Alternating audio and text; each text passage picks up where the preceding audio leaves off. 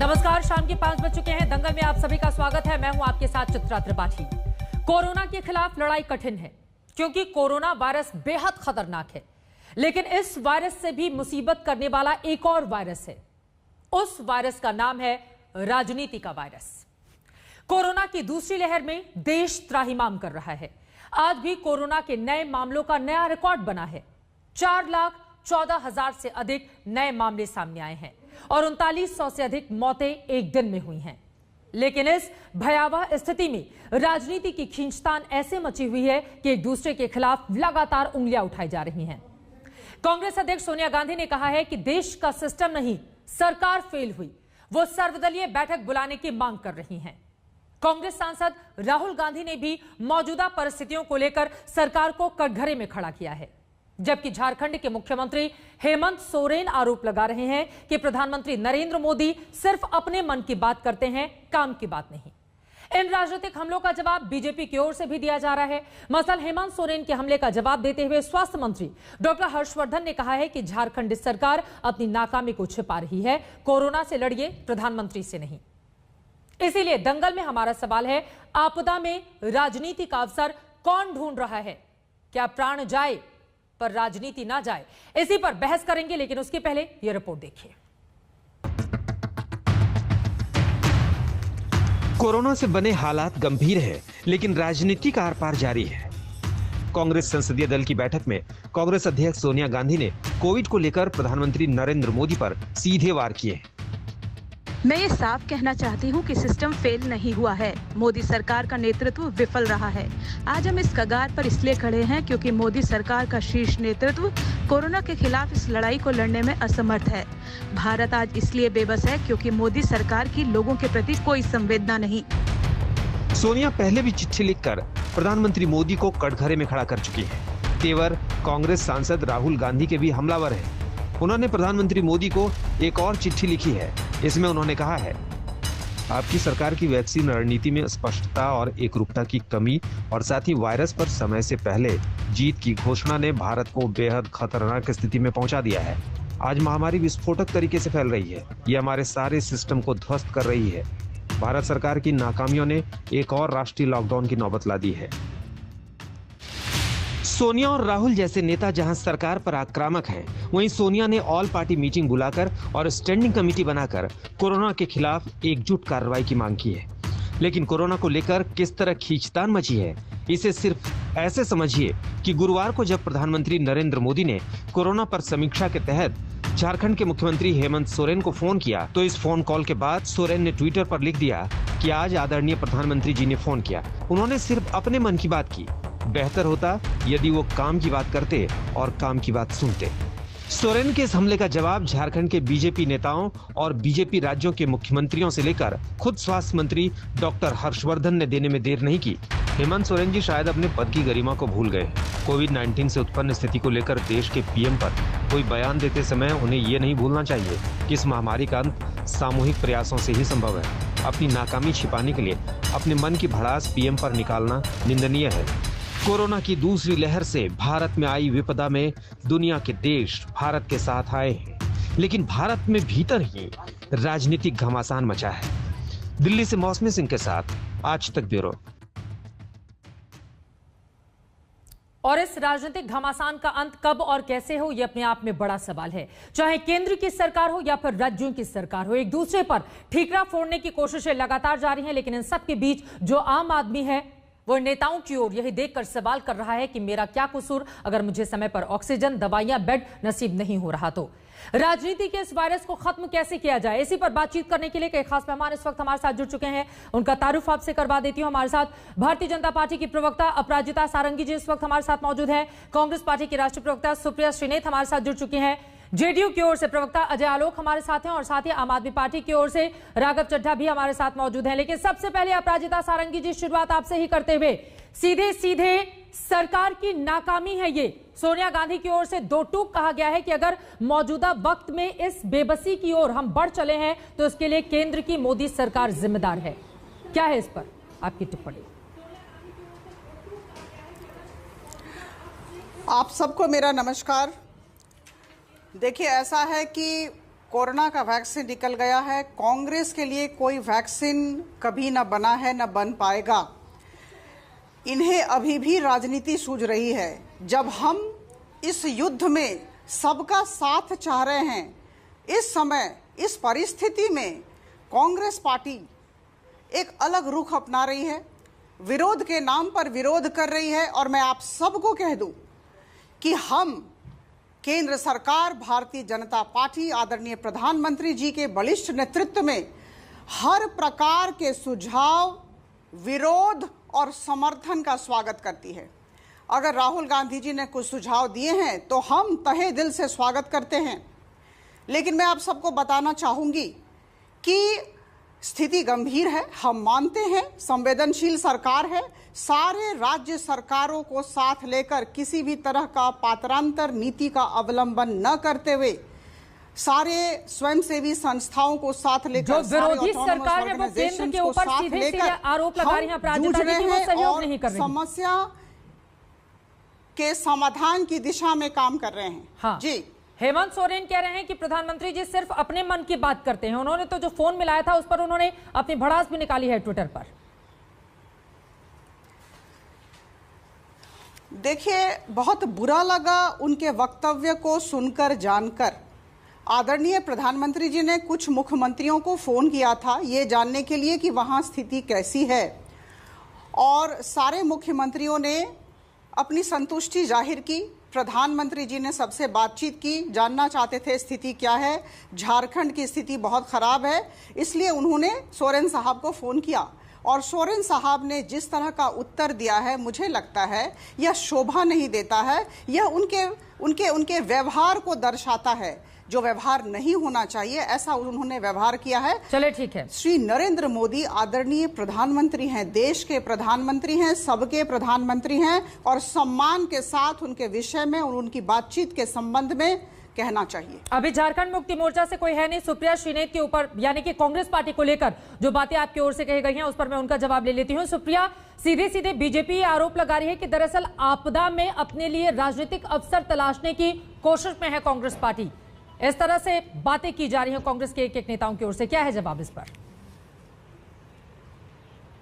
मुझे मूर्खतापूर्ण बातों का जवाब इसलिए नहीं देना है क्योंकि आज लड़ाई कोरोना से है और यहाँ पर बात करी जा रही है कांग्रेस के वैक्सीन की। किस दम और किस अहंकार में रहकर बात करी जा रही है? यहाँ कह रहे हैं अच्छे सुझावों का स्वागत है। एक बहुत सकारात्मक खत को लिखा था पूर्व प्रधानमंत्री मनमोहन सिंह जी ने। राहुल गांधी जी ने एक बहुत अच्छा खत लिखा है, पता नहीं सरकार में कितने लोगों को वो समझ में आता है।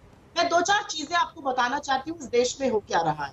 6 हफ्ते पहले सरकार के वैज्ञानिकों ने, सरकार के रिसर्चर्स ने आगाह किया था कि डबल म्यूटेशन होने की वजह से वायरस का संक्रमण जबरदस्त तरीके से बढ़ रहा है। सरकार ने उसको नहीं स्वीकारा। कल स्वास्थ्य मंत्रालय को स्वीकारना पड़ा कि हाँ, डबल म्यूटेशन हो गया है वायरस का। पहली चीज, 26 अप्रैल को विदेशों से सामान आना शुरू हो गया था, लेकिन आपको ये जान के हतप्रभ होगा कि स्टैंडर्ड ऑपरेटिंग प्रोसीजर, नियमावली कि कैसे उसका आवंटन किया जाएगा, कैसे समन्वय बैठेगा, वो 2 मई को तैयार हुआ। और आपको पता है 26 अप्रैल से 2 मई 7 दिन में हिंदुस्तान में 23,000 मौतें हो गई। इसका जिम्मेदार कौन है? सरकार के प्रिंसिपल साइंटिफिक एडवाइजर ने कल कहा है कि एक 3rd वेव आने वाली है, उसकी तैयारी करनी। सरकार की एम्पावर्ड ग्रुप ऑफ मिनिस्टर्स की कमेटी ने, एक्सपर्ट कमेटी ने, पार्लियामेंट की स्टैंडिंग कमेटी ऑन हेल्थ ने 2nd वेव के लिए आगाह किया था। उसको नजरअंदाज क्यों किया गया, ये मैं पूछना चाहती हूँ। जहां तक वैक्सीन की बात है, किस बात पर आप सीना ठोक कर बात कर रहे हैं? इस देश में अगर आज वैक्सीन लग जाती लोगों को तो लोग बच जाते, लेकिन आपने प्राथमिकता दी तालियां बटोरने के लिए। आपने वैक्सीन एक्सपोर्ट किया। आपकी क्या वैक्सीन की स्ट्रैटेजी थी? अब आप कहेंगे लोगों ने भ्रम फैलाया, तो क्या आपकी ये स्ट्रैटेजी थी कि भ्रम फैल जाएगा, किसी को वैक्सीन लगेगी नहीं? आपको जानकर हतप्रभ होगा कि आज महज 11 लाख लोगों को 18 से 44 वर्ष की उम्र में वैक्सीन लगी है, ये सरकार का आंकड़ा है। और 45 वर्ष से ऊपर करीब 12.5 करोड़ लोगों को लगी है। 1 डोज, डबल डोज 3 करोड़ से नीचे है और उसके बिना कोई फायदा नहीं है। ठीक है। तो मैं सबसे पहले तो सरकार की विफलताओं पर, उनके नजरअंदाज करने में, उनके दम और अहंकार पर सवाल पूछना चाहती हूँ। और मैं सबसे पहले एक बात 30 सेकंड में कह के जरूर खत्म करूंगी कि मुझे दुख है कि डॉक्टर हर्षवर्धन जी जैसे डॉक्टर आज इस देश के स्वास्थ्य मंत्री हैं, वो मिसिंग इन एक्शन आदमी है, वो कहीं पर भी नजर नहीं आते। जब ऑक्सीजन के बगैर लोग बेदम हो रहे हैं, उनका काम है भाड़े की भीड़ देखकर तालियां बजाना ट्विटर पर और आज वक्तव्य देना एक चुने हुए मुख्यमंत्री पर। अगर लोगों को दिक्कत है तो प्रधानमंत्री जी से ही कही जाएगी। लेकिन आज दिल्ली के एक अस्पताल में डॉक्टर हर्षवर्धन गए थे तैयारियों का जायजा लेने के लिए। ठीक है, जो आरोप आपने लगाया है उस पर जवाब दीजिए अपराजिता जी। ठीक है, ये महत्वपूर्ण बात आपकी ओर से कही गई। अपराजिता जी जवाब दीजिए। तथ्यों का जवाब दे दें, तथ्यों पे बात कर रहे हैं। ठीक है, मैं बहुत अल्प शब्दों में आदरणीय प्रवक्ता कांग्रेस ने जो बातें कही हैं उसके विषय में कहना चाहूंगी। बहुत अल्प शब्द, मुझे कुछ समय दें। सबसे पहली बात है कि ये होमवर्क करके आए, तथ्य गलत देती हैं। तथ्य और तर्क अगर सही नहीं होगा तो वही हाल कांग्रेस का होगा जो हो रहा है, हर जगह ही नकारा जा रहा है। पहली बात, स्वास्थ्य मंत्रालय के सचिव, स्वास्थ्य मंत्रालय के अतिरिक्त सचिव, स्वास्थ्य मंत्रालय के जो सीनियर ऑफिशियल्स हैं, बाकी लोग, सबसे मेरी बातचीत हुई और मेरे पास वो तथ्य हैं जिनके विषय में इन्होंने कहा कि सामान आए बाहर से और एयरपोर्ट पर रह गए। मैं आपको बता दूं, 25 अप्रैल जितने भी सामान आने वाले थे वो आए। Oxygen concentrator 1764, 1760 oxygen cylinder, 7 oxygen generation plant, 450 ventilator और करीबन 1,20,000 रेमडेसिविर वायल। और ये आए और इसके बाद तुरंत वितरण की शुरुआत हुई। स्टैंडर्ड ऑपरेटिंग प्रोसीडियर 2 मई को आया था, उसकी भी कॉपी मेरे पास है। लेकिन एसओपी की चिंता न करते हुए, एसओपी के लिए अपेक्षा न करते हुए तुरंत, और इस दिशा में एक प्रेस रिलीज भी हेल्थ एंड फैमिली वेलफेयर मंत्रालय ने रिलीज कर दिया है। ये अवगत नहीं है, काम तुरंत शुरू हो गया था। एसओपी आया 2 मई। ये तो मैं पहली बात कह दूं। दूसरी बात, राहुल गांधी जी ने 4 सुझाव दिए हैं। मैंने कहा हम सुझावों का स्वागत करते हैं, जो भी दें, राहुल गांधी जी दें या सोनिया गांधी जी दें, हम स्वागत करते हैं। सुझाव का स्वागत करना और सुझाव पर अमल करना, इन दोनों में फर्क होता है ना। ठीक है अपराजिता जी, समझ गई मैं आपकी बात। सुनिए, मैं आपके पास आपकी 2 और मेहमान हैं, जल्दी से लोगों की पीछे पड़ी मैं ले लेती हूँ। ठीक है, इस तुतु में से थोड़ा बाहर निकलते हैं। अब जरा आम आदमी पार्टी के प्रवक्ता के पास हम चलते हैं। वो गलत है। ये आम आदमी पार्टी के विधायक को क्या हो गया है राघव चड्ढा जी? इस आपदा की घड़ी में जब चीख पुकार चारों तरफ मची हुई है, उसमें अवसर की तलाश देखिए। इमरान हुसैन को दिल्ली हाईकोर्ट ने नोटिस दिया है और जवाब मांगा गया है ऑक्सीजन सिलेंडर की कालाबाजारी को लेकर। इससे ज्यादा शर्मनाक और क्या हो सकता है राघव चड्ढा? पहली चीज तो यह है कि मेरे पास इसकी कोई अभी इस समय जानकारी नहीं है, तो ना ही मैं इस तथ्य की पुष्टि कर सकता हूं, नंबर 1। नंबर 2, हाईकोर्ट का नोटिस जारी होना का मतलब ये नहीं होता है कि कोई आदमी गुनहगार को अनाउंस कर दिया गया है कोर्ट द्वारा। अगर कोई ऐसा विषय है, हाईकोर्ट उसमें जांच करना चाहता है, हाईकोर्ट नोटिस इशू करके लोगों से जवाब चाहता है, अवश्य जवाब देना चाहिए। अवश्य अगर कोई ऐसा नोटिस गया तो जवाब आएगा भी और पूरी पारदर्शिता से चीजें सामने रखी जाएंगी। मुख्य तौर पे जो आज आपकी बहस है, जिस विषय का आपने आज काफी डिटेल में चर्चा करी है, मैं आपको एक चीज ये बता दूं सबसे पहले कि प्रधानमंत्री जी अपने मुख्यमंत्रियों के साथ, सभी राज्यों के मुख्यमंत्रियों के साथ जब बैठक करते हैं तो अक्सर हम देखते हैं कि सारे सीएम्स अपनी परेशानियां रखते हैं, प्रधानमंत्री जी एंड में एक भाषण देते हैं और वो मीटिंग समाप्त हो जाती है। मुख्य तौर पर जो इश्यूज हर सीएम उठाता है, मुझे जितनी मेरी जानकारी है, मुझे नहीं लगता कि वो एक एक इश्यू थ्रेडबेयर तरीके से एड्रेस होता है, नंबर 1। नंबर 2, आज अगर केंद्र और राज्य मिलकर साथ में काम करें तो हाईकोर्ट और सुप्रीम कोर्ट के हस्तक्षेप की कोई जरूरत ही ना पड़े। आज हम ये देख रहे हैं कि किस प्रकार से इस देश के 18 राज्यों ने ऑक्सीजन की डिमांड केंद्र सरकार के सामने रखी। 18 में से 17 राज्यों को जितनी ऑक्सीजन उन्होंने मांगी उतनी मिल गई। एक राज्य था जिसको ऑक्सीजन नहीं दी गई, आधी ऑक्सीजन दी गई जरूरत से, और वो था दिल्ली। अगर इस प्रकार का भेदभाव होगा तो समस्या आन खड़ी होगी। कल आपने देखा कि दिल्ली के मुख्यमंत्री अरविंद केजरीवाल जी ने देश के प्रधानमंत्री को का शुक्रिया अदा करते हुए दिल की गहराइयों से थैंक यू बोला, क्योंकि एक दिन पहले हमें 730 बात समझ में नहीं आती है ना। एक बार खुद मुख्यमंत्री सामने आके थैंक यू बोलते हैं, एक बार वो कहते हैं कि केंद्र सरकार से पूरा सहयोग मिल रहा है, अब कहीं कोई दिक्कत नहीं है, तो वहीं दूसरी तरफ आज जैसे प्रवक्ता सामने आते हैं और कहते हैं किल्लत ही किल्लत है। और यहाँ पर उसका केंद्र कारण बिल्कुल है, सहयोग नहीं कर रहा। उसका कारण ये है कि मुख्यमंत्री जी ने भी कहा था कि हम प्रधानमंत्री जी का शुक्रिया अदा करते हैं कि एक दिन पहले हमारे पास 730 मेट्रिक टन ऑक्सीजन आ गया, जो पर्याप्त है। लेकिन ये रोजाना है, 730 मेट्रिक टन आपको महीने में एक बार नहीं देना या हफ्ते में एक बार नहीं देना। ऐसा नहीं हो सकता कि आज जो मरीज है उसे आज पर्याप्त मात्रा में ऑक्सीजन दे दें और कल ऑक्सीजन नहीं आई तो मास्क हटा दें कि भैया हमारे पास ऑक्सीजन नहीं है। 700 से अधिक मेट्रिक टन का ऑक्सीजन आपको रोजाना सप्लाई करना है। अब आज ही का उदाहरण ले लीजिए, आज अभी कुछ ही देर पहले हमने ऑक्सीजन बुलेटिन जारी करी जिसमें यह आंकड़ा आया कि कल मात्र 577 मेट्रिक टन ऑक्सीजन जारी हुआ, यानी कि हमारी जरूरत से लगभग आधा।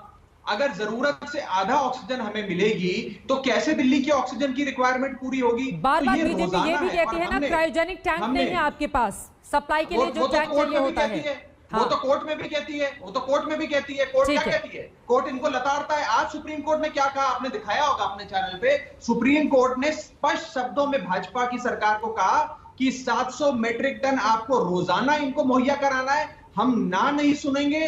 आप आइवरी टावर्स में रह सकते हैं, आप शुतुरमुर्ग की तरह अपना सर रेता में धसा सकते हैं, लेकिन हम अंधे नहीं हैं। हम जनता की जो त्राहिमाम हो रहा है वो देख रहे हैं। आपको दिल्ली को 700 मेट्रिक टन ऑक्सीजन, ठीक है, दिल्ली सरकार को भी फटकार लगी है, उसका भी जिक्र आपको करना चाहिए, ठीक है। लेकिन अजय आलोक, मैं सीधे आपको चर्चा में लेकर आना चाहूंगी। देखिए, राजधानी दिल्ली में, अपराजिता जी मैं फौरन लौट रही हूँ आपके पास। बिहार का क्या हाल है, जरा दर्शकों को हमारे ये भी बताइए। और क्या वास्तव में स्थिति ऐसी हो गई थी कि समय से पहले वायरस पर जीत की घोषणा की वजह से आज हम इस हालात में पहुंच गए, अजय आलोक, जैसा कि राहुल गांधी बोल रहे हैं? देखिए, मैं आपको एक बात बड़ा स्पष्ट बोलता हूं कि राजनीति में आपकी विपत्ति हमारी संपत्ति तो होती है, बिल्कुल होती है, लेकिन कम से कम सारे राजनीतिक दल, जो सत्ता पक्ष के हैं या विपक्ष के हैं, देश की विपत्ति को अपनी संपत्ति लोग ना बनाए तो ज्यादा बेहतर रहेगा। आज के समय ये तू मैं आरोप और प्रत्यारोप करने का नहीं है। ऐसे तो मैं भी कह सकता हूं कि बहुत अच्छा हुआ कि कांग्रेस की सरकार नहीं थी इस विपदा के समय में, नहीं तो अभी तक तो 2 ही लाख मरे थे, पता चलता 20 लाख मर जाते। तो इसको क्या कहेंगे आप? ये कोई टिप्पणी होगी? करना नहीं चाहिए, ये सब चीज से बचना चाहिए। कोई राज्य सरकार हो, चाहे कांग्रेस की राज्य सरकार हो, आम आदमी पार्टी की हो, चाहे हमारी राज्य सरकार हो या भाजपा की राज्य सरकार हो, हर राज्य सरकार कोई नहीं चाहती है कि उसके राज्य में लोगों की मौत हो और किसी कारण से कोई अभाव हो। लेकिन आप इस पैंडेमिक का स्केल समझिए, जो सबको समझते हुए डिलिबरेटली इग्नोर कर रहे हैं। ये ह्यूमन पॉसिबल नहीं है। एक दिन में 3.5 लाख, 3.5 लाख, 4 लाख, 4.5 लाख केसेस आ रहे हैं। ये अमेरिका में भी आए थे, 8-8 लाख तक आए थे, वहां भी ध्वस्त हो गया था, यहाँ भी ध्वस्त हो रहा है। इससे निकलना है, इससे निकलने का एक ही तरीका है, वैक्सीनेशन, सोशल डिस्टेंसिंग, जो हम लोग बार बार अपील कर रहे हैं लेकिन हो नहीं रहा है। लॉकडाउन, आप कह रही हैं कि दूसरे लॉकडाउन की तरफ बढ़ रहा है। अरे अमेरिका जैसे राज्यों ने, अन्य विकसित देशों के राज्यों ने 5-5 लॉकडाउन लगाया है। कितने राज्य, अभी 16 से ज्यादा राज्य लॉकडाउन लगा चुके हैं अपने यहाँ। अगर लॉकडाउन की आवश्यकता पड़ेगी तो नेशनल लॉकडाउन बिल्कुल लगना चाहिए, क्या दिक्कत? प्रधानमंत्री जी ने खुद कहा कि वो अंतिम विकल्प है। ये आप लोगों ने नहीं सुना, सिर्फ सवाल उठा देना, ये पॉलिसी गलत है, ये पॉलिसी गलत है। चलिए भाई, आप ही की बात सही, ये गलत, क्या सही है वो भी बताइए ना। वो तो आप बता नहीं रहे क्योंकि आप सत्ता में नहीं है। स्वाभाविक है ना अजय आलोक जी, बिहार की स्थिति क्या है? मिल रहा है पूरा ऑक्सीजन? मैं कह रहा हूं भयावह है, लेकिन उसी में हम लड़ाई कर रहे हैं, अपना बेस्ट दे रहे हैं। चाहे हमारे हेल्थ वर्कर्स हो, हमारे डॉक्टर्स हो, हमारी सरकार हो, एडमिनिस्ट्रेशन हो, रात भर जग के काम कर रहे हैं। सब कोई प्रयास कर रहा है, लेकिन ये प्रयास नाकाफी होंगे क्योंकि स्केल ऑफ पैंडेमिक बहुत बड़ा है। उतनी बेड की आप व्यवस्था नहीं कर सकते हैं। अगर बेड की व्यवस्था कर लेंगे तो ऑक्सीजन नहीं मिलेगी, ऑक्सीजन की व्यवस्था कर लेंगे तो मैन पावर कहां से लाएंगे? सारे फैक्टर्स एक साथ आए हैं। ये सही बात है, किसी ने घोषणा नहीं की थी कि हम वायरस से जीत गए। एंटीसिपेशन में जरूर चूक हुई है, सबसे, हर राज्यों से चूक हुई है, केंद्र से चूक हुई है, मान लिया ये बात। ये वेव कब आएगी, खासकर तब जब दूसरी वेव को हम दूसरे देशों में देख रहे हैं। नहीं, ये गलती मान लेना तो ठीक है आलोक, लेकिन 1 साल का वक्त भी तो दिया गया था। मैं आ रही हूँ सुप्रिया, बिहार से भी रिपोर्ट हमारे दर्शकों ने देखी है जिसमें हम लोगों ने दिखाया है कि कैसे 5 स्टार होटल टाइप में आप लोगों ने अस्पताल तो बनवा दिए लेकिन बाहर ताला लगा हुआ है। हमारे रिपोर्टर जब अंदर जाते हैं तो देखते हैं हर तरह की सुविधा है और पूछने पे पता चलता है कि मरीज ही नहीं है, और आप कह रहे हैं स्थिति भयावह है। तो ये दोनों स्थितियां बिहार में क्यों बनी हुई हैं? आप लोगों ने क्यों समय रहते डॉक्टर्स की, नर्सेस की भर्ती नहीं की? अगर बिहार भी इस हालत में पहुंचा हुआ है तो उसके लिए कौन जवाबदेह और जिम्मेदार होगा? आसानी से हम अपनी गलती तो मान सकते हैं, लेकिन इस गलती के लिए सबसे बड़े जिम्मेदार तो हम ही है ना, जो लोगों को मरने के लिए छोड़ रहे हैं। मैं एक बार बताऊं आपको, जवाबदेही से कोई नहीं भाग सकता है। सत्ता में जो रहेंगे उनको जवाबदेही तो लेनी पड़ेगी, चाहे वो हम हो चाहे आप हो। इससे भाग कौन रहा है? स्वाभाविक है, डॉक्टर्स की उतनी नियुक्ति नहीं है, पैरामेडिकल हेल्थ स्टाफ की नियुक्ति नहीं है, इंफ्रास्ट्रक्चर उतना नहीं है, वेंटिलेटर्स उतने नहीं है। पिछले बार के पैंडेमिक के लहर में हमारे पास वेंटिलेटर की संख्या बिहार में मुश्किल से लेस देन 0.01% थी, इस बार लगभग 0.8% पड़ रही है। उतने वेंटिलेटर्स नहीं है बिहार में, वेंटिलेटर्स हैं तो उतने टेक्नीशियन अपॉइंटेड नहीं है। ये सिर्फ बिहार की स्थिति नहीं है मैडम, ये हर राज्य की स्थिति है। आपको समझना पड़ेगा, we are fighting a pandemic, हम एक सुनामी से लड़ रहे हैं, ह्यूमनली पॉसिबल नहीं है। ब्लेम गेम करने की जगह कोऑपरेट करके काम कर लेना कि जिस राज्य के पास जो चीज ज्यादा है वो दूसरे राज्य को दे दे, जिसके पास कम है कहीं और से मैनेज करवाए। ये टेंडर फेंडर, ये सरकारी चीजें आपकी बातों पर सुप्रिया सुनीत को जोड़ना चाह रही हैं। देखिए, बिहार में अगर कहीं कमी है तो उस बात को वो स्वीकार कर रहे हैं, लेकिन वहीं बगल के झारखंड को ले लें, प्रधानमंत्री पर उन्होंने तो टिप्पणी कर दी, लेकिन वहां के अस्पतालों में, चूंकि आप वहां पर सरकार में सहयोगी हैं, किस तरह की बदहाली है उस पर भी रिपोर्ट हमारे दर्शकों ने देखी है। जमीन पर लोगों का इलाज किया जा रहा है सुप्रिया सुनीत झारखंड में। मैं 2 आंकड़े बता देती हूँ और बिहार की सारी स्थिति का जो लेखा जोखा है वो अपने आप सामने आ जाएगा। बिहार में कंस्टिट्यूएंसी है बक्सर, जहां से अश्विनी चौबे जी राज्य मंत्री हैं स्वास्थ्य विभाग में, minister of state for health है अश्विनी चौबे जी, वहां से आते हैं, बक्सर का रिप्रेजेंटेशन करते हैं। बक्सर में 6 वेंटिलेटर है, पर आपको पता है कि एक भी वेंटिलेटर फंक्शनल नहीं है, और इसलिए फंक्शनल नहीं, या तो मशीनें खराब है या मशीनों को चलाने वाला कोई नहीं है। ये वो कंस्टिट्यूएंसी है जहां पर राज्य मंत्री स्वास्थ्य के बक्सर से आते हैं। ये बिहार का पहला डेटा मैं बताना चाहती हूँ। मैं दूसरा डेटा आपको बताना चाह रही हूँ। करीब 13 करोड़ पॉपुलेशन है बिहार की, और आपको पता है कितने लोगों को अभी तक वैक्सीन लगा है? 74 लाख। Maharashtra same population 1 crore 67 lakh. और मैं सिर्फ महाराष्ट्र की ही क्यों बात करूं, मैं बीजेपी की एक और स्टेट की बात कर लेती हूँ, गुजरात। आधी पॉपुलेशन है बिहार से, और वहां पर 1 करोड़ 32 लाख को लग चुका है। तो भाई मुझे कोई ये समझाए कि बिहार का यहाँ डंका नहीं पीटने के लिए मैं आई हूँ ना, मैं यहाँ पे उत्तर प्रदेश की बातें सिर्फ करने के लिए आई हूँ। ये सच है कि एक पैंडेमिक है, लेकिन पैंडेमिक में जो हमने अपनी पीठ ठोक कर जनवरी में दुनिया को बता दिया, वर्ल्ड इकोनॉमिक फोरम में हमने bend it like Beckham quote and quote, और हमने एंड गेम पा लिया है कोरोना पर, उसी बेवकूफी का नतीजा है आज की देश को खामियाजा भुगतना पड़ रहा है। मैं एक छोटी सी बात आपको बता देती हूँ, ये भी सार्वजनिक है। उत्तर प्रदेश में 1 अप्रैल से, जी हाँ, 1 अप्रैल से अभी तक, और उत्तर प्रदेश से मैं और आप दोनों आते हैं, हमें पता है वहां स्थिति कितनी भयावह है। उत्तर प्रदेश में 1 अप्रैल से अभी तक 7,78,000 मामले आए हैं, जो कि पूरे देश के केस लोड का 55% है। 14,151 मौतें हुई हैं 1 अप्रैल से अभी तक, जो अब तक हुई उत्तर प्रदेश में 40% मौतें हैं। क्या आपको लग रहा है कि प्रशासन इसके बारे में इतनी गंभीरता से बात कर रहा है? प्रशासन वहां धमका रहा है। कल भी कोर्ट के ऑर्डर के बावजूद कल एक अस्पताल पर FIR हुई है, क्योंकि उन्होंने नोटिस लगाया था मरीजों को ले जाइए, हमारे पास ऑक्सीजन नहीं है। ऐसे लड़ेंगे हम कोरोना से, ऐसे डरा धमका कर? अगर कोई मुख्यमंत्री ये कह रहा है कि हमारी बात सुनिए, तो इस नेशनल डिजास्टर मैनेजमेंट एक्ट में जब सेंटर आवंटन कर रहा है और मैपिंग कर रहा है, सुनना पड़ेगा सेंटर को। अपराजिता जी, यूपी पर आप जवाब दीजिएगा, लेकिन अजय आलोक उन्होंने बिहार के कुछ आंकड़े गिनाए हैं, उस पर जरा आपकी टिप्पणी।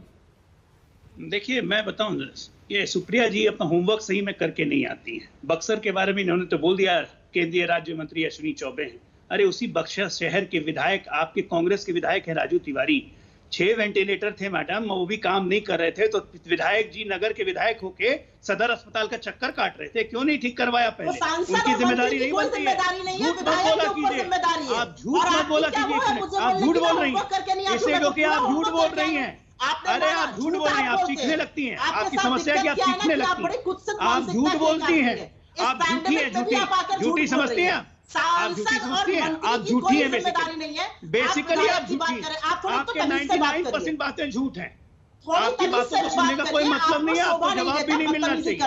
बदतमीजी नहीं, आप झूठी हैं, अरे आप झूठी हैं, एक डॉक्टर होने के बावजूद आप कलंक है इस प्रोफेशन पर, कलंक है मेडिकल प्रोफेशन पर। पता नहीं कैसे जर्नलिस्ट बन गए या प्रवक्ता बन गए, कांग्रेस का भट्टा बैठा के मानिएगा, एयर पर बैठकर कांग्रेस का भट्टा बैठा के सबसे बड़ी बदतमीज आप हैं, सबसे बड़ी बदतमीज आप हैं। एक बात बता देता हूँ, टीवी में आने वाले लोग प्रवक्ताओं में सबसे बड़ी बदतमीज आप हैं, ये सबको ही जानते हैं, ये सबको ही जानते हैं। टीवी में बैठने वाली प्रवक्ताओं में सबसे बड़ी बदतमीज प्रवक्ता मानसिकता मेरी बहुत अच्छी है। आके बक्सर घूम आइए, जाइए बक्सर सदर अस्पताल घूम के आइए, सदर अस्पताल बक्सर घूम के आइए, 6 वेंटिलेटर है, खराब है, झूठ बोल दिया यहाँ पे, नहीं कर पाएंगे, सीधे झूठ बोल दिया, शर्म भी नहीं आई झूठ बोलते हुए। कराइए खंडन बिल्कुल, सरकार से, 100% झूठ, अगर औकात है 100% झूठ बोला आपने।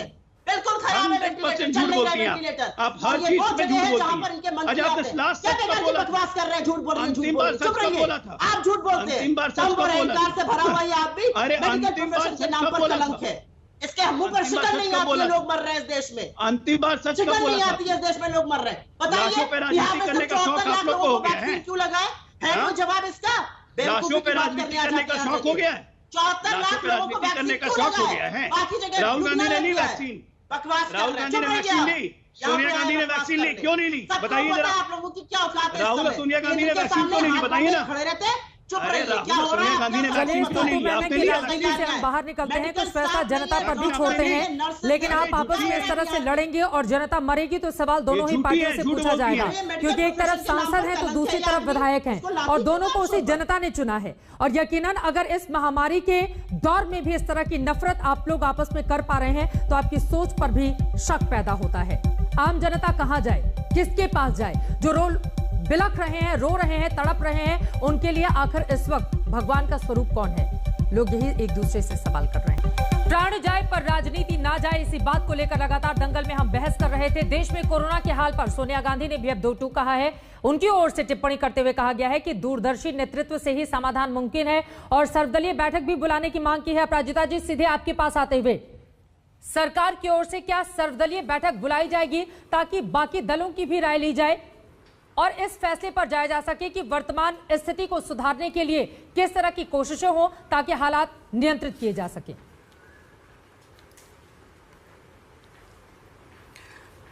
बहुत ही अच्छा प्रश्न है चित्रा जी। मैं आपको कहना चाहूंगी कि केंद्र सरकार अपने दरवाजे सारे सुझावों के लिए खोलकर बैठी है।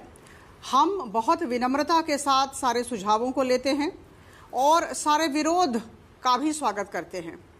देखिए, प्रिंसिपल साइंटिफिक एडवाइजर ने कुछ बातें कल कही हैं सरकार को, उसकी ही पुनरावृत्ति राहुल गांधी जी ने अपनी चिट्ठी में आज की।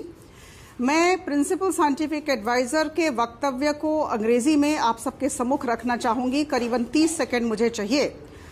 उन्होंने कल कहा, The scientific community is working at mapping the possible changes that can occur in the virus to ensure that our preparedness and response remains robust. देखिए, और उन्होंने कहा कि वैक्सीनेशन को बढ़ावा दिया जाए क्योंकि यही एक रक्षा है, सुरक्षा कवच है कोरोना के, कोरोना से हम सबका। सुन के तो बहुत अच्छी लग रही है। और आप सबको ज्ञात है कि आदरणीय प्रधानमंत्री जी ने कल समीक्षा बैठक ली। मेरी बात सुनिए चित्रा जी। सुन तो लीजिए मैम, ये वैक्सीनेशन सुनने में बहुत अच्छा लग रहा है, लेकिन जगह जगह इसकी कमी और इसकी किल्लत अभी तक बहुत सारे ऐसे शहर हैं, खासतौर से जहां पर मैं बैठी हूं उत्तर प्रदेश, यहां पर 18+ वालों की वैक्सीनेशन की शुरुआत ही नहीं हुई है जो 1 तारीख से की जानी थी।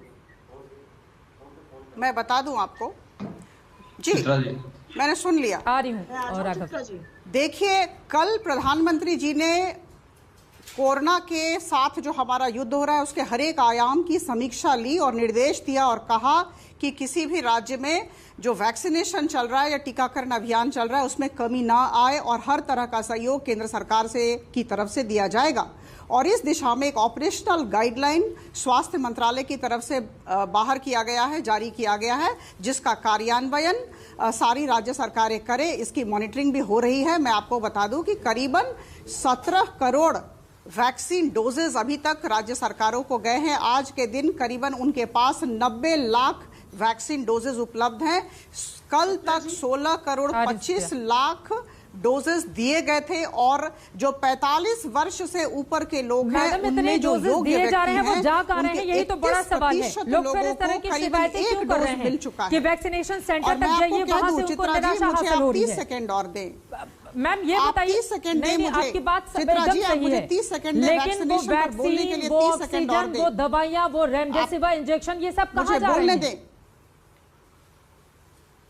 मुझे बोलने दें। जितनी भी चीजें 14 देशों से आई 25 अप्रैल को तुरंत प्रेषित की गई।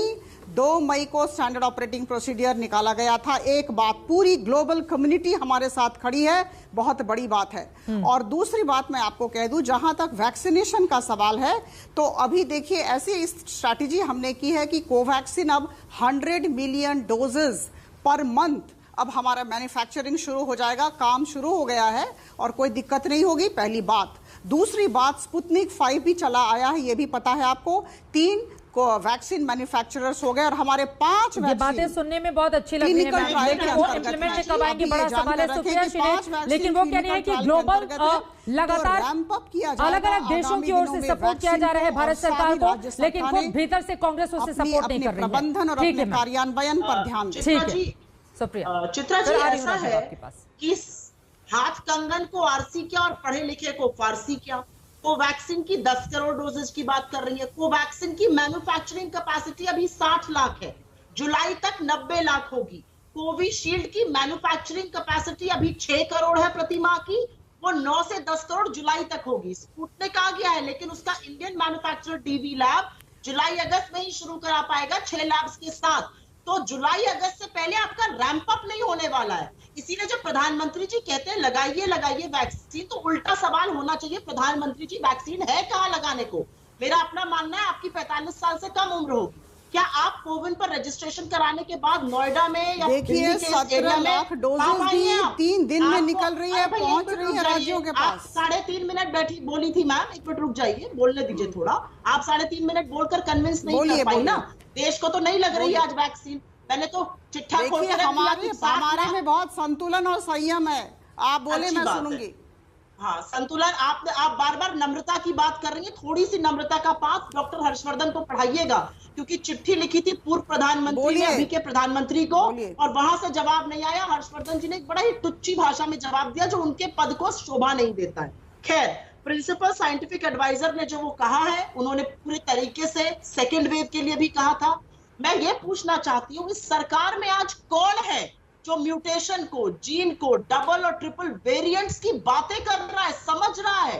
अभी भी जबानी जमा खर्च, अभी भी सिर्फ सुर्खियां बटोरने का काम हो रहा है। अभी भी लेडी हार्डिंग जैसे अस्पताल में आपने 260 ऑक्सीजन कॉन्सेंट्रेटर भेज दिए, वहां तो इतने चाहिए ही नहीं थे। तो बताइए आपकी कौन सी समझ पर आपकी अपराजिता जी जल्दी से जवाब दीजिए, राघव इंतजार कर रहे हैं। बिठा दिया आपने, बड़े बड़े विशेषज्ञों को। अजय आलोक भी कुछ बोलना चाहते हैं जल्दी से अपराजिता दिनों में। ठीक है, जुबानी जमा खर्च हो रहा है क्या? 713 ऑक्सीजन प्लांट हर एक डिस्ट्रिक्ट अस्पताल में लगने वाले हैं। हर एक ऑक्सीजन प्लांट की कीमत है 1 करोड़ 25 लाख। और आप सोचिए ऐसी स्थिति जब हर एक अस्पताल में एक हमारे प्लांट हो जाएंगे, और इस दिशा में NHAI और DRDO सहायता कर रहा है। हमारा काम शुरू हो गया है, PM केयर से पैसे चले गए, पहली बात। दूसरी बात, देखिए अभी 2 तरह के चैलेंजेस हैं, 2 तरह के आह्वान हैं। हमें वर्तमान को संवारना है, वर्तमान को संभालना है, और जो हमारा भविष्य है उसके लिए हमें तैयारी करनी है।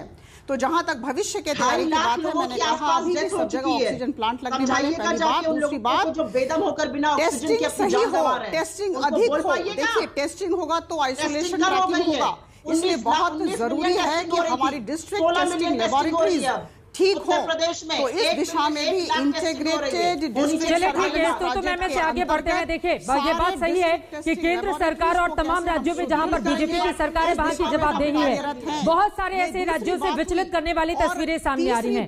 ऑक्सीजन सिलेंडर है नहीं, अगर ऑक्सीजन सिलेंडर मिल भी जाता है तो बेड नहीं है, लोग अपने अपने परिवार के साथ बैठे हुए हैं सड़कों पर। ठीक है मैडम, हो गई, आप दोनों ही लोगों की बात हो गई, लेकिन कोई भी एक राज्य क्या रोल मॉडल बनने के लिए तैयार है? ये तो मैं कीजिए प्लीज, बाहर निकलते हैं। हो गई आप लोगों की बात, हो गई आप लोगों की बात। और मुझे लगता है कि राजनीति से आगे कम से कम आपदा के इस वक्त में अवसर की तलाश किसी भी राजनीतिक दल को नहीं करना चाहिए। कोई भी एक राज्य ऐसा नहीं है जो इस बात की लकीर खींच सके कि देखिए हमने अपने राज्य के लोगों को कैसे बचाया है इस सबसे मुश्किल परिस्थिति से। नहीं ठीक है, केंद्र सरकार की भी जवाबदेही है, और सुप्रिया श्रीनेत उतनी ही जवाबदेही राज्य सरकारों की भी है। कांग्रेस पार्टी की सरकार है ना बहुत सारे राज्यों में। आप बताइए एग्जाम्पल, ये ठीकरा फोड़ देना बहुत आसान होता है, लेकिन करके दिखाना बहुत मुश्किल होता है। अब सीधे राघव चड्ढा आपके पास आते हुए, वर्तमान भविष्य में तालमेल बना लिया है आपने, ऑक्सीजन भी मिलने लगी है अब दिल्ली को। ठीक है सुप्रिया जी, ठीक है सुप्रिया जी, ठीक है। क्या किया इन्होंने 1 साल से, मैं जानना चाहती हूँ। हाँ तो ठीक है ना, उसी का जवाब मैं ले लीजिए। आप भी बता दीजिए कि आपकी राज्य सरकारों ने क्या किया है, आपकी राज्य सरकारों ने क्या किया है। हमेशा आपकी दिक्कत क्या, उल्टी बात कर रही है सुप्रिया जी। आपसे अगर सवाल पूछ लिया जाए तो आपको चिढ़ हो जाती है, आपसे पलट के पूछ लिया जाए कि जहां पर कांग्रेस शासित राज्य है वहां की स्थिति कैसी है, आप बताइए तो आपको चिढ़ हो जाती है। मैं तो पूछ, ये गलत बात है, बिल्कुल गलत बात है सुप्रिया सुनील। ठीक है, आपकी आदत है एंकर, आप अभी पुराने वाले मोड में ही हैं, आप भूल जाते हैं कि आप कांग्रेस पार्टी की प्रवक्ता हैं, अब आप एंकर या पत्रकार नहीं हैं। अब बाहर निकलिए सुप्रिया सुनील, बाहर निकलिए सुप्रिया सुनील, आप भूलिए मत कि आपके समय एंकर नहीं कांग्रेस पार्टी की प्रवक्ता है। कोई झुंझलाती नहीं। चलिए, आपके सर्टिफिकेट की जरूरत नहीं है मुझे, आपके सर्टिफिकेट की जरूरत नहीं है सुप्रिया सुनील। ठीक है, कोई यहाँ पर सुरक्षा कवच लेकर नहीं बैठा है, लेकिन पलट के अगर आपसे सवाल पूछ लिया जाए तो उतने ही धैर्य का परिचय आप भी दीजिए, ठीक है ना। अब मैं जरा बाहर निकलती हूँ, आ जाती हूँ आम आदमी पार्टी। बोले राघव चड्ढा, आपको जोड़ना चाह रहे थे, वर्तमान और भविष्य में तालमेल बन रहा है आपका या नहीं बन रहा है? ऑक्सीजन सिलेंडर भी अब पहुंच रहा है आप लोगों की डिमांड के हिसाब से? एक दिन तालमेल बना और एक दिन 730 मीट्रिक टन आई। 700 से अधिक मीट्रिक टन रोजाना की मांग है, जैसा कि मैंने बताया। रोजाना पहुंचेंगे तो ही दिल्ली की ऑक्सीजन की जो खपत है, जो डिमांड है, जरूरत है, वो पूरी हो सकती है, ये सुप्रीम कोर्ट ने भी कहा। दूसरी चीज, देश की विपक्षी पार्टियां या विपक्षी दलों के जिम्मेदार लोग, पार्टियों के अध्यक्ष, चाहे पूर्व प्रधानमंत्री हो, एक ऐसी पार्टी से ताल्लुक रखते हैं जिससे हमारा कोई विशेष लगाव नहीं है।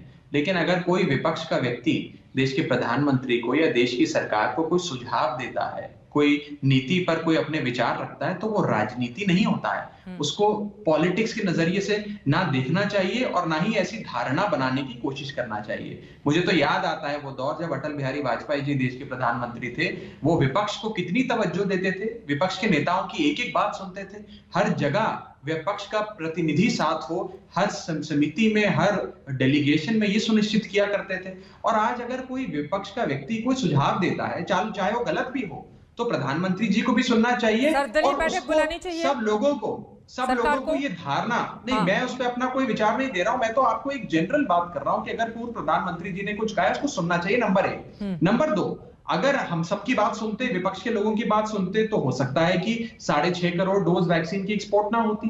हो सकता है कि 13.5 सरकार के आप लोगों की बात नहीं सुन रही है। हाँ, मैं बता रहा हूं, मैं बता देता हूं। हाँ, 8,500 मीट्रिक टन ऑक्सीजन एक्सपोर्ट नहीं की जाती, 6.5 crore doses of vaccine export नहीं करी जाती है। यहां तक कि देश के प्रधानमंत्री ने जब पहला लॉकडाउन लगाया था, तो आदरणीय मोदी जी ने कहा था कि 18 दिन में महाभारत समाप्त हुई थी, 21 दिन में कोरोना समाप्त कर दूंगा मैं। क्या कोरोना समाप्त हो गया? अगर सबसे चर्चा करते हैं, सब साथ बैठ के बात करते हैं और राज्यों की समस्याएं हल होती है, खाली आश्वासन या भाषण नहीं, प्रशासन से अगर समस्याएं हल होती है, तभी किसी चीज का निदान हो सकता है। जहां तक दिल्ली की बात है, हम जद्दोजहद कर रहे हैं केंद्र सरकार के साथ, हम मिलकर काम कर रहे हैं। मैं इसे केंद्र वर्सेस राज्य या आम आदमी पार्टी वर्सेस भाजपा की लड़ाई नहीं बनाना चाहता हूं, एक नाजुक दौर से गुजर रहे हैं। लेकिन अगर हाई कोर्ट और सुप्रीम कोर्ट को हस्तक्षेप करना पड़ रहा है, तो कहीं ना कहीं ये केंद्र सरकार की कोई कमी को दर्शाता है कि बार-बार विश्वास हासिल करने की कोशिश केंद्र सरकार की ओर से क्यों नहीं की जा रही है? अजय आलोक, सबको साथ में लेकर चलते तो शायद आज इस तरह की तू मैं वाली स्थिति पैदा नहीं होती। देखिए, मेरा ये बिल्कुल ये मानना नहीं है। केंद्र सरकार सबको साथ में लेकर चल रही है। सर्वदलीय बैठक भी होती है, नहीं तो मुख्यमंत्रियों से बात क्यों कर रहे हैं फोन करके? मुख्यमंत्रियों से बैठक कर रहे हैं, मुख्यमंत्री लोग लाइव टेलीकास्ट अपने बैठक का कर दे रहे हैं। मुख्यमंत्री को फोन करते हैं, मुख्यमंत्री अगले दिन फोन पे ट्वीट पे ऐसे जवाब दे रहे हैं। एक पूर्व मुख्यमंत्री ये कहते हैं भारतीय जनता पार्टी की वैक्सीन है। ठीक है भैया, आप अपना काम करिए, आपका काम विपक्ष का है, आपका काम है क्रिटिसाइज करना, आप करते रहिए। जो राज्य सरकार सत्ता में है, केंद्र सरकार सत्ता में है, उसका अपना काम है, उसकी जवाबदेही है, उनको अपना काम करना है, वो करते ही रहेंगे। परिणाम क्या होगा, काम कैसा किया क्या नहीं किया, ये तो भविष्य ही तय करेगा, जनता ही तय करेगी। लेकिन आज का ये जो चरित्र है, चाहे किसी दल का हो जो सत्ता में बैठे हुए हो, आरोप प्रत्यारोप का ये चरित्र जनता के जीवन से खिलवाड़ करना है। सहयोग से मिल बैठ के ही कोरोना को हम लोग हरा सकते हैं, ये चिल्ला विल्ला के और एक दूसरे से बातचीत करके नहीं होगा। लेकिन अगर सहयोग जिनको नहीं मिल रहा होगा वो तो चिल्लाएंगे ना अजय आलोक। समस्या ये है कि जो सहयोग मिल रहा है, जो सहयोग है वो देखिए फिर बदतमीजी की तरह बीच में वो आ गई। क्या आप इनसे सहयोग कीजिएगा? इनसे क्या सहयोग कीजिएगा? इनको बक्सर का बंद नहीं पता है, फिर बीच में बोलने आ गई। कोशिश ना करिए, ये फिर से बीच में आ गई बोलने के लिए। बदतमीजी करना कब बंद करेंगे? किसी को तो बख्श नहीं है, अरे किसी को तो बख्श दीजिए, एंकर को भी नहीं बख्शनी है। क्यों बीच में बोलती है? मैडम आपसे बात हो रही थी, ये मैं मत अपनी सोचिए बात कि आप कह बहुत रहा बड़े हूं, आप आदमी मुझे बन करने जाएंगे दीजिए भाजपा की तरह अरे बदतमीजी आप क्यों करके। बीच में वही आ रही मुंह हैं, तोड़ मुझे जवाब समझ नहीं आपको आता दिया है। जाएगा जो भाजपा को आपको दिया जाएगा, प्रॉब्लम क्या चुपचाप है? दुबक कर बैठ जाइएगा, तमीज से बात करिए। प्रॉब्लम आपको कुछ नहीं प्रॉब्लम है। क्या है? प्रॉब्लम है लोग प्रॉब्लम क्या है में, आपको? हमारे देश में लोगों की जो मौत हो रही है जाके वो थोड़ा मेरे लिए कोरोना प्रॉब्लम पीड़ितों की है। सहायता जिस कीजिए तरह ना। से कोरोना जाके फैल रहा है थोड़ा वो कोरोना मेरे लिए पीड़ितों की प्रॉब्लम सहायता है। कीजिए। जिस तरह से बीच विफलता में हुई मत वो बोलिए मेरे ना। लिए प्रॉब्लम है। अरे बीच में मत विनाशकारी बोलिए। हैंडलिंग मेरे लिए आप प्रॉब्लम तो है। विनाशकारी मोदी तो जी आप की हैं। बकवास मेरे लिए प्रॉब्लम है। विनाशकारी मन की आप बात हैं। करते हैं वो मेरे लिए अरे प्रॉब्लम है। विनाशकारी आप बिहार लोग में हैं। अभी भी जो पूरी की कांग्रेस पूरी बचा हुआ है, विनाशकारी वो मेरे पार्टी लिए है प्रॉब्लम कांग्रेस। है। 2.5 लाख आपकी लोग मर प्रॉब्लम का चुके कोई देश में, वो सलूशन मेरे नहीं लिए है। प्रॉब्लम है। आपका बिना बेदम प्रॉब्लम हुए, का बिना कोई ऑक्सीजन सलूशन के, नहीं है। बिना दवाई के, बिना आप अस्पताल घर में के लोग रहिए। मर रहे हैं, वो कोरोना आपके से मेरे तूती लिए बचिए। महमे प्रॉब्लम के है। चक्कर क्या में जो बकवास असल कर रहे मुद्दे हैं होते हैं आप वो आकर? कहीं ना कहीं प्रॉब्लम गौण क्या हो है? जाते हैं। इसी प्रॉब्लम वजह से समझ हमने में इस आती है। कार्यक्रम का नाम डॉक्टर रखा था हो, कलंक हो तुम। प्राण कलंक जाए हो तुम पर डॉक्टर के राजनीति नाम न पर। जाए। अरे कलंक नेताओं आप की हैं। भाषा से, उनकी शैली से, उनकी जुबान से इस बात को आप समझ सकते हैं। लेकिन सच्चाई यह भी है कि वो कोई भी सरकार हो, चाहे वो केंद्र की सरकार हो या फिर राज्यों की सरकार हो, एक दूसरे पर टोपी ट्रांसफर करके अपनी नाकामियों का ठीकरा दूसरों पर मढ़कर अपनी जवाबदेही से वो बच नहीं सकती, क्योंकि देश की जनता, राज्यों की जनता, अलग अलग शहरों में बैठे लोग लगातार इस बात को अच्छे से देख और सुन रहे हैं। इसलिए जवाबदेही तय की जाए और सबसे ज्यादा जरूरी है कि लोगों को मौजूदा वक्त में जिस चीज की जरूरत है ताकि वो कोरोना से बच पाए, उसको तत्काल पूरा किया जाए बिना किसी राजनीति के। एक छोटे से ब्रेक के बाद हम फौरन लौटेंगे। दंगल आप देख रहे थे, जो सवाल हमने पूछे हैं उस पर दर्शकों की क्या राय मिली है, दिखाएंगे इस ब्रेक के बाद। आप देखते रहिए आज तक।